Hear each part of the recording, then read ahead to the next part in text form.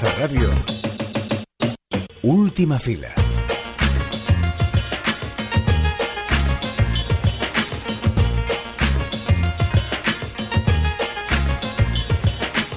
Esta semana llega a las carteleras una de las películas más esperadas del año, Oso Vicioso, y aunque no la hemos visto, queríamos nombrarla como síntoma de lo que nos espera casi hasta bien entrado el verano, cuando llegue Barbie. El otro día, en una conversación informal, una conocida se quejaba de la falta de imaginación del audiovisual a raíz de la ristra de secuelas, adaptaciones, spin-offs y revivals que pueblan los multicines. Pero eso es más problema de los estudios y de las plataformas que de los creadores y creadoras. Y esta semana os traemos dos buenos ejemplos. Mia Hansen-Løve vuelve a mirar a sus propias vivencias en Una bonita mañana, donde una mujer que es Léa Seydoux convive con su hija de 8 años y cuida de su padre que padece una enfermedad neurodegenerativa. Una película que entra de lleno en el debate sobre los cuidados. Y Human Flowers of Flesh, de Elena Whitman, un ejercicio radical e impermeable de cine inundado por el Mediterráneo, que estuvo presente en Locarno y que tiene la capacidad de detener el tiempo del espectador. Y también nos fijamos en dos estrenos de cine español, nosotros como siempre hay R&R. Por una parte, la película póstuma de Agustí Villaronga, Loli Tormenta, donde bucea por primera vez con la idea de una good film movie, y Tinitina, de Rubinstein, que él propio desgranará para nosotros. Esto es Última Fila, el programa de cine de Culturplaza y Plaza Podcast. Aquí estamos Álvaro de Vis, Clara Gorría y tú, que nos estás escuchando. Acomódate, que empezamos.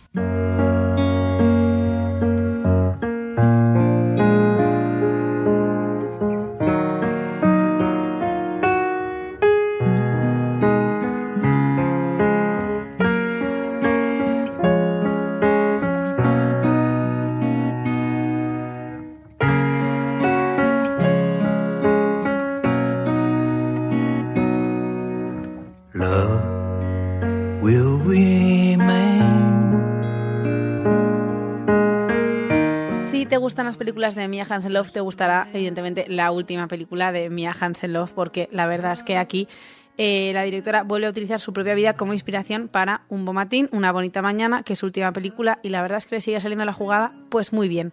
Ya desde el principio vemos que iba a ser como una película un poco romeriana, que ya lo dijimos la semana pasada porque también hablamos de una comedia francesa que también se parece a esta porque hay un poquito de infidelidad adorable, la verdad. Pero bueno, poco a poco la peli va siendo más Mia Hansen-Løve, y además de más Mia Hansen-Løve yo creo que va siendo una película más madura también, porque como decimos, pues en esta película ella habla del enamoramiento del padre de su segundo hijo y la propia muerte de su padre cuando ella ya tenía una hija de 8 años. Entonces, bueno, al final, desde Un amor de Younes, que Mia Hansen-Løve habla un poco de un amor de, no sé si tenían 15 años, así fantástico por las naturalezas y correteando por los campos, y de los que todos nos quedamos bastante prendados, pues conforme ella vaya creciendo, si sigue siguiendo esta idea de pensar, reflexionar sobre su propia vida, pues iremos viendo películas cada vez de una personita más mayor. Entonces, ¿por qué digo todo esto? Porque así puedo decir esta frase que es su trabajo más maduro, y es que es verdad. Hay como ya una complejidad de sentimientos que yo creo que hacía tiempo que no veíamos, porque normalmente sus películas pues hablan de un amor romántico, ¿no? También esta última película del Faro, pues aparte que hablaba del amor al cine y como así de amigas, básicamente se centraba en una relación de pareja.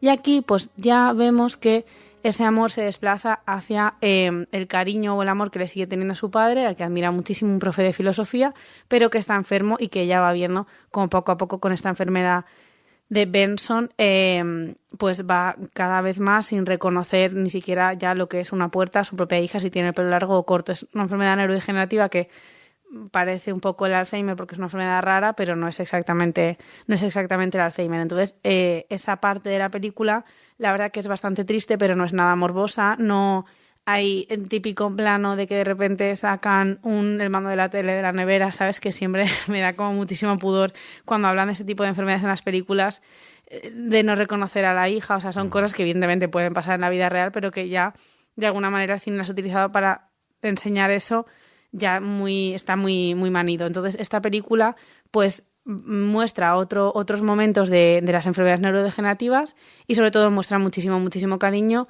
y cómo, aparte de darlo, de repente ella también necesita mucho esos cuidados que ella recibe, porque en la película constantemente la vemos o trabajando, o con su hija, o con su padre. Hay pocos momentos que se la vea sola, y los momentos en los que ella, pues bueno, de repente está más sola, es cuando, más sola o más en una especie de intimidad que es difícil ver cuando te estás cuidando y entregado ante otra gente, es cuando conoce a Clement, que es un chiquito monísimo, parisino, por supuesto, francés, que tiene una mujer, como no, como la semana pasada, y que, bueno, pues se enamoran de una manera y hacen el amor y todo. Vamos, que yo no sé cómo será cuando llegue yo a esa edad y esté en plenos cuidados de mi familia y de mis hijos, si es que al final me toca hacer todo eso, pero una pasión, chica, que, pues bueno, yo firmaba ya, ¿eh? Entonces, pues nada, se enamoran locamente. Él no para de decirle por WhatsApp que no puede dejar de pensar en sus tetas, en besarla y en todo eso. Entonces, pues bueno, pues como digo, repito, que se enamoran. Y entonces, pues bueno, ella en él es donde se ve cuando se deja como más cuidar o es un poco más, tiene más necesidades de amor y él tiene una enfermedad, tiene un momento en su vida muy complejo que es que tiene que dejar a su mujer. Entonces, pues bueno, todos esos sentimientos son los que están en la película y sobre todo están en Léa Seydoux, que está increíble, interpretando a esta Sandra, que con unos vaqueritos y una camiseta de rayas y un pelo a lo chico está preciosa, que a ver eso, yo, o sea, cómo se come. Léa Seydoux, no nos engañas a nadie, pero bueno, es un personaje de alguna manera muy luminoso, como digo, además súper, súper bella, y que lo que mola de la peli, como digo, y de ella es que conviven todo el rato sentimientos. O sea, en la vida todos podemos tener una situación familiar muy jodida y estar bien en el trabajo y de repente enamorarnos. O desenamorarnos y que esté todo muy bien, pero tú no puedes continuar con tu vida porque vas por ahí con las tripas fuera. O sea, un poco cómo conviven, no es que te vaya todo siempre bien o siempre mal, sino cómo conviven todos esos sentimientos en una persona. Entonces la peli, pues, tiene como ese tempo, igual que en la película anterior sí que habla de la ficción y se evidencia más. Esta no, esta es como una película muy de la vida, de los tiempos de la vida, entonces es bastante guay, interesante, y yo me emociona muchísimo, la verdad, viendo esta película. Siempre me pasa con esta chiquita, la verdad, pero esta un poquito más. Una de las películas del año. Una de las películas francesas del año. Que no, que no, pero que está muy bien, de verdad. Yo a tope con Mía. Porque mi abuela a veces está y a veces no se entera de nada. Ella dice que son ausencias. Es como un vendaval. Por eso la llamaban Loli Tormenta y por eso ganaban medallas como churros en la pista de atletismo. La última película de Agustí Villaronga es una comedia o más bien una tragicomedia.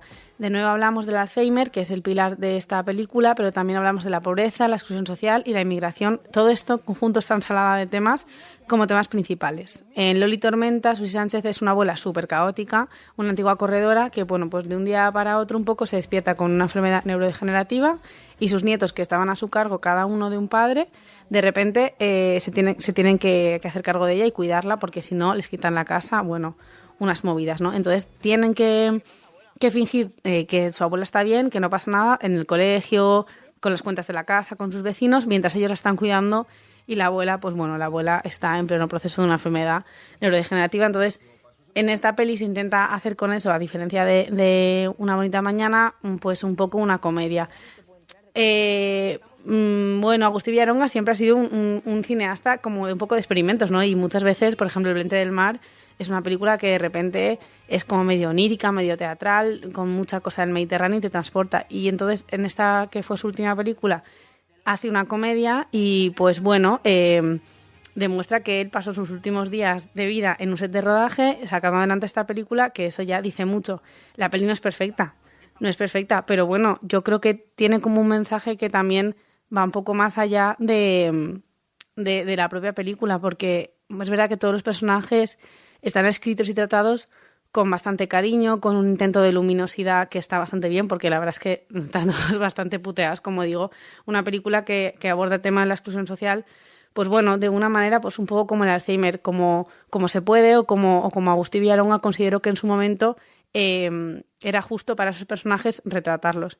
Entonces, pues bueno, como digo, Loli Tormenta también tiene como un poco ese aire de experimento y además fue imaginada junto a su mejor amigo, Mario. Entonces, pues como digo, ese sentimiento también de cariño, sentimiento de amistad, de amor por el cine, de pues eso, literalmente de pasar tus últimos días de vida en un set de rodaje, va más allá un poco de lo que es la peli. La trama de Loli pues habla pues del final de la vida, del olvido, de la gente a la que quieres, de la gente de tu barrio, que es muy importante, no tiene por qué ser familia directa, sino una vecina, el churrero, el profe del colegio. y de las historias que se quedan en las personas que queremos cuando nosotros ya no estamos en esta vida. Así que, pues bueno, esto es Sol y Tormenta, una película que deja como legado a Agustí Villalonga y que junto con todas las demás películas que tiene, pues ya forma parte de su filmografía y que la tenéis disponible pues si queréis saberla.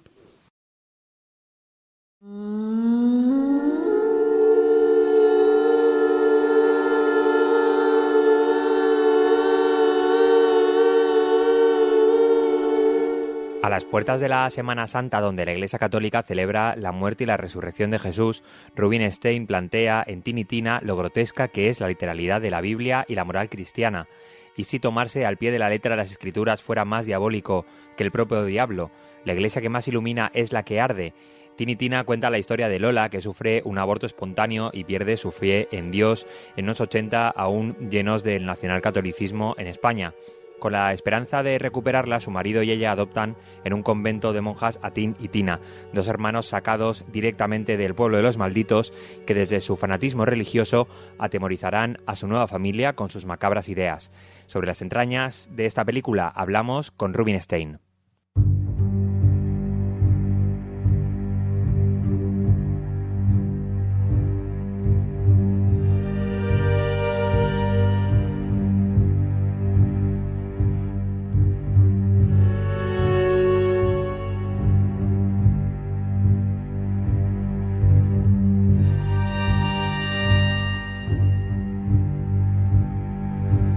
Muchas veces se entiende la adaptación de un cortometraje a un largometraje casi como una extensión, ¿no?, en el tiempo, como hacerlo pues como que sea al principio, sea al final, y en tu caso no. En tu caso hay mucho de ese mundo, ¿no?, pero de alguna manera bueno, has intentado expandirlo, ¿no?, más que alargarlo.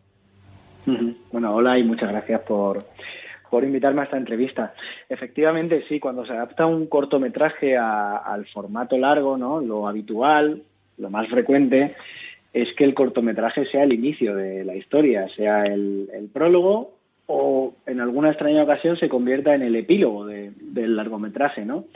Y en el caso de Tin y Tina, me gusta verlo como si el cortometraje fuera el Big Bang, ¿no? O sea, como si fuera esa explosión iniciática en todas las direcciones posibles que como bien decías, lo que hace es, en su versión larga, expandir el universo, expandir los temas y expandir los personajes, ¿no? Hay tradición, obviamente, de que en el cine de terror la amenaza venga desde una presencia diabólica y también desde una presencia pues más vinculada al imaginario religioso, pero es mucho menos común, sobre todo en el... Bueno, es mucho menos común el hecho de que la amenaza sea tomarse, por ejemplo, la Biblia al pie de la letra, ¿no? Háblame de este reto, ¿no? De eso, de no tener una presencia, sino que la amenaza sean niños de carne y hueso que simplemente se están tomando más en serio de lo que debería, ¿no?, en principio, esa Biblia, ¿no?, por ejemplo, o esas enseñanzas, esa religión. Sí, no, efectivamente. Fíjate, primero de todo, a mí me gusta ver Tin y Tina porque creo que es lo más honesto, ¿no?, como una película de misterio, no tanto de terror, precisamente por eso, ¿no? Porque en este caso no se habla de lo diabólico a través de la ciencia ficción o de sucesos, digamos, oscuros o paranormales, ¿no?, sino que estamos en un terreno de juego absolutamente realista y que todo sucede por alguna razón tangible, de alguna manera, ¿no? Y digo que es una película de miedo porque el origen de la idea fundacional de esta película es el miedo, el miedo a Dios, realmente, ¿no? Cuando yo era pequeño y mi abuela, muy católica, me intentó inculcar, digamos, la pasión religiosa, y realicé pues la comunión, la confirmación, etcétera, ¿no? Y comencé a leer la Biblia. De repente yo sentía lo contrario, ¿no? O sea, en teoría debía amar a Dios, debía sentir ese sentimiento de bondad y fraternidad, y leyendo la Biblia realmente me estaba impregnando de imágenes brutales, terroríficas, lapidaciones, infiernos, demonios, castigos, penitencias, reencarnaciones, milagros imposibles, y tenía pesadillas siendo un niño. Y tenía miedo a Dios, mucho miedo a Dios.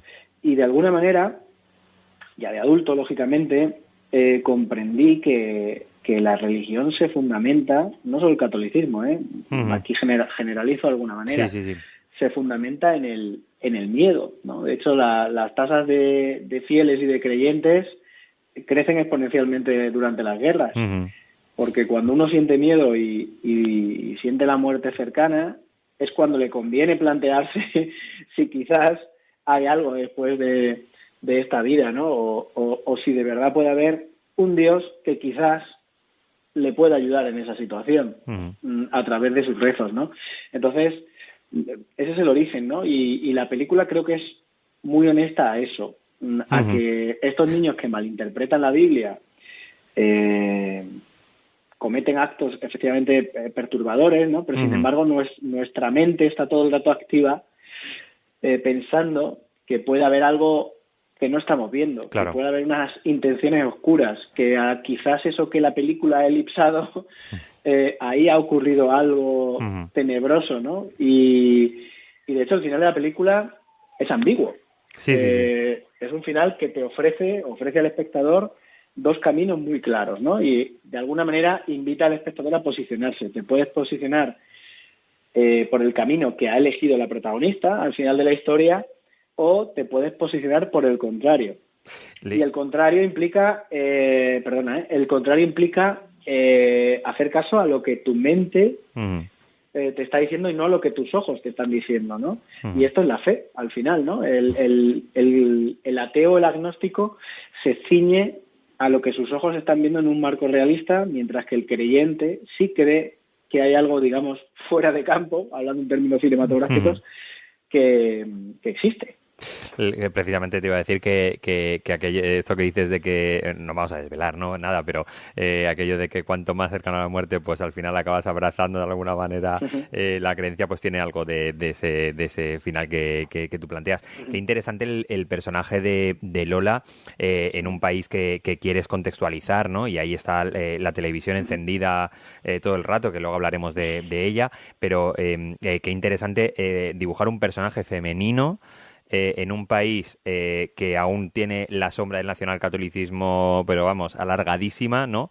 Y ella decide, bueno, pues no creer, ¿no? Y no solamente hacerlo así, sino aunque sea desde la desconfianza de estos hijos, el hacerlo de una manera activa y explícita, ¿no? No esconderse. Sí, fíjate, yo también siento fascinación por el personaje de Lola. Incluso ahora que estoy empezando a ver la película como espectador, descubro cosas nuevas, ¿no? Y me parece un personaje francamente interesantísimo, porque fíjate que llevamos a la literalidad un refrán añejo, ¿no? Como el de la mujer casada en casa y con la pata quebrada, ¿no? Y es un personaje literalmente con la pata quebrada, pues tiene una pierna ortopédica.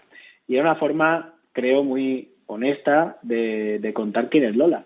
Una mujer sin más aspiración en la vida que la de casarse y formar una familia, ¿no? Una mujer, efectivamente, heredera de la mujer franquista. Y sin embargo, Lola, es verdad que a pesar de vivir en esa época y de sufrir esa herencia, tiene una altura de miras, ¿no? Y es capaz de mirar hacia adelante, ¿no? Y de pensar que por qué las cosas son como se supone que deben ser y no pueden ser de otra manera. Que en parte es lo que está sucediendo a día de hoy con la corriente feminista, ¿no? Pero no creo que la corriente feminista haya nacido ahora. La corriente feminista lleva décadas, porque es el resultado obvio de la herencia que teníamos, ¿no? Y esa mujer, además, con un nombre que no puede ser más español que el de Dolores Lolita Lola, ¿no?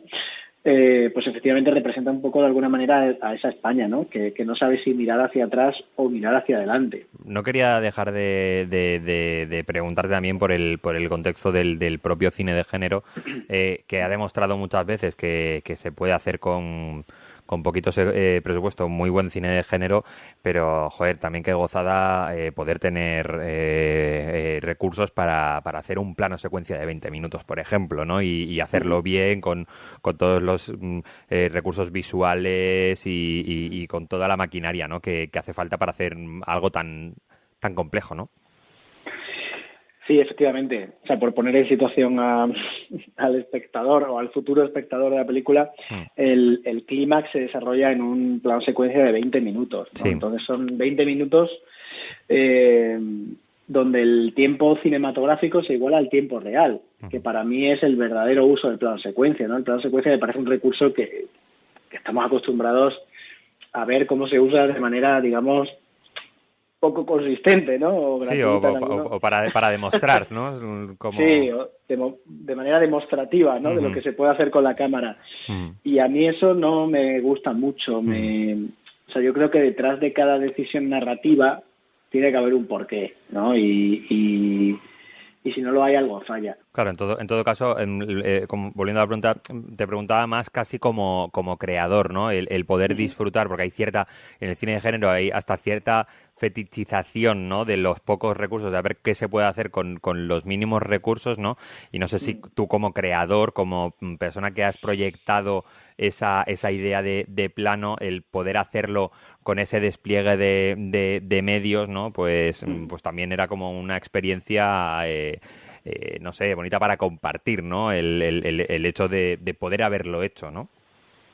Sí, fíjate que la película tampoco es que tenga un presupuesto desorbitado, tiene un presupuesto medio, pero sí creo que efectivamente hemos exprimido, ¿no? Los recursos de los que disponíamos para que ese plano secuencia fuera potente, ¿no? Y efectivamente, como tú dices, pues fuera disfrutable y no se quedara en un quiero y no puedo, ¿no? Que es verdad que a veces esto sucede, ¿no? Que uno intenta abarcar más de los medios que dispone y no se llega, ¿no?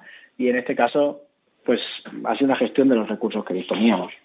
¿A ti te gusta eso de calificar algunas películas como terror elevado? Pues que no. O sea, en realidad es que no me gustan mucho las etiquetas, pues imagínate, ya 2, terror y elevado.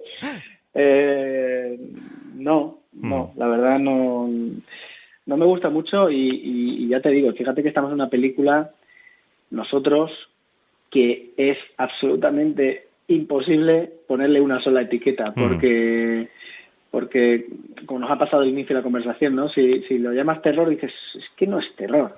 Si solamente dices que es un thriller, esta mañana hemos hecho otra entrevista en la que la locutora, por ejemplo, decía que se había reído muchísimo. Y claro, hay mucho humor en la película, efectivamente, hay mucho humor negro. También hay secuencias dramáticas, ¿no? Entonces es verdad que esa mezcla de géneros, que tampoco es habitual en el cine español, pues creo que en definitiva es un poco también mi batalla contra el no ponerle una etiqueta a las cosas, ¿no? Porque la vida no tiene solo una etiqueta, sino que siempre pongo el mismo ejemplo, pero es que es verdad que en los entierros siempre hay alguien que se ríe, ¿no? Entonces creo que el humor, por ejemplo, es un buen acompañante de cualquier otro género, ¿no? Ya sea un drama o una película de terror, cuando no tienen humor, yo lo echo en falta, ¿no? Y es algo que, por ejemplo, agradezco mucho como espectador cuando revisiono películas de Alfred Hitchcock, ¿no? Que puedes estar en un momento súper tenso y de repente hay algo que alivia esa tensión y que te saca una sonrisa, ¿no? Y eso como espectador me parece... que provoca el máximo de los disfrutes. En todo caso, entiendo que sí que de alguna manera lo que cosen todas tus historias, tu filmografía hasta ahora, y te quiero preguntar si la futura es el misterio. Bueno, el futuro no lo sé, ¿no? Nadie sabe qué pasa la mañana, pero sí, claro, o sea, a mí, fíjate, hay algo que o sea, lo que a mí me mueve para hacer cine, porque en realidad yo soy sea, yo no estudié cine, yo soy ingeniero de telecomunicaciones. No, que a priori está bastante lejano del cine, ¿no? Y lo que me fascinaba es que en el mundo de la ciencia, pues 1 más 1 siempre son 2. Y lo que me fascina del cine es que 1 más 1 no siempre son 2, y cada paso que das en la construcción de una película es un paso donde realmente el suelo está temblando y no sabes muy bien dónde va a caer el siguiente paso, ¿no? Y lo que más me interesa realmente es el misterio en el sentido de lo que yo desconozco. Intento explicarme, ¿eh? Por ejemplo, realicé un cortometraje, el último que realicé se llamaba Bailaora, sí. y para mí fue fascinante adentrarme en el mundo del flamenco, un mundo que me fascina, pero que desconozco por completo. Y ese proceso de investigar sobre algo que me genera misterio, y el flamenco me lo genera, cuando estoy en un espectáculo de flamenco y de repente siento cosas y no sé explicar por qué las estoy sintiendo, ahí se genera un misterio. E indagar en ese misterio es lo que me divierte, ¿no? Y me parece nutritivo como creador, ¿no? Y en el caso de Tinitina ha sido la religión, obviamente, claro, es el gran misterio por definición. Sí. Es el gran misterio por definición, por lo tanto no podía empezar de otra manera, ¿no? Pero hay mundos más pequeñitos que me generan ese misterio, ¿no? Y que me divertiría mucho realmente profundizar en ellos. Pues Rubinstein, muchas gracias, enhorabuena por la película y que la gente se ría, padezca y salga muerta de miedo también con la película a partir del viernes. Muchas gracias. Venga, muchísimas gracias a ti. Estoy con mis amigos en la casa del pop, bebiendo y fumando. Tenemos control, repaso las caras de esta habitación. Recuerdo cuando eran otras las que llenaban mi corazón.